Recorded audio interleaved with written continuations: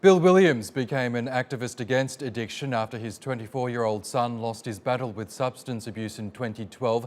He joins us now from Livingston Manor in New York. Thank you for joining us, Bill. Firstly, tell us more about how you joined the fight against America's opioid crisis.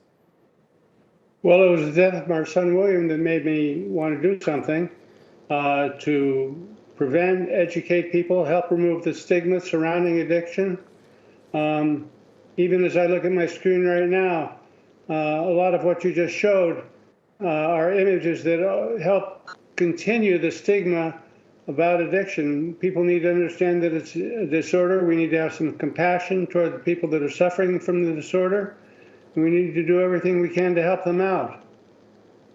That's right, and as we heard in Courtney's story, Johnson & Johnson has shaken off another lingering liability claim in the US, agreeing to a settlement with New York to resolve lawsuits focused on its role in the opioid crisis.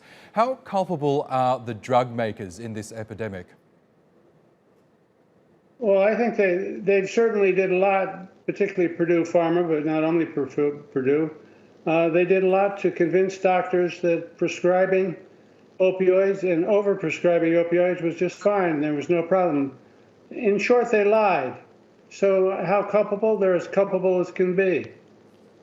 And the New York trial, which is set to begin on Tuesday, will be the first time that a jury will decide whether to hold opioid makers and drug distributors accountable for the crisis. What do you think they'll decide? I think the times are changing. If I had to guess, I think they would decide against the pharmaceutical companies and the distributors. Okay, now in terms of the treatment of those suffering from opioid addiction, you've advocated for a different style of approach. How should authorities and officials be helping those who are addicted to those painkillers? Well, in the news today, just in the news today here in the U.S., the United States Congress has authorized millions of dollars to cover mobile units to distribute sterile needles, test strips for naloxone, Narcan.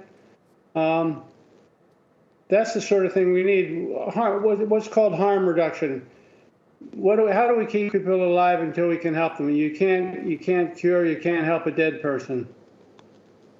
And as we know, as more and more of these cases are being settled across the United States, we're seeing hundreds of millions of dollars flow into the coffers of various state authorities. What should they be doing with those funds?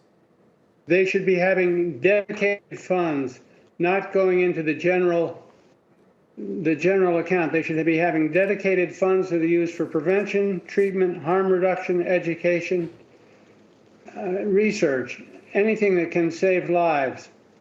But they need to be dedicated. The state of New York, where the suit is taking place, state of New York, the legislature has already passed a bill, and they're waiting for the governor to sign it, and the bill would stipulate that there would be a dedicated fund for what I just mentioned. Okay. Bill Williams, thank you so much again for sharing your thoughts with us on TRT World. We appreciate it.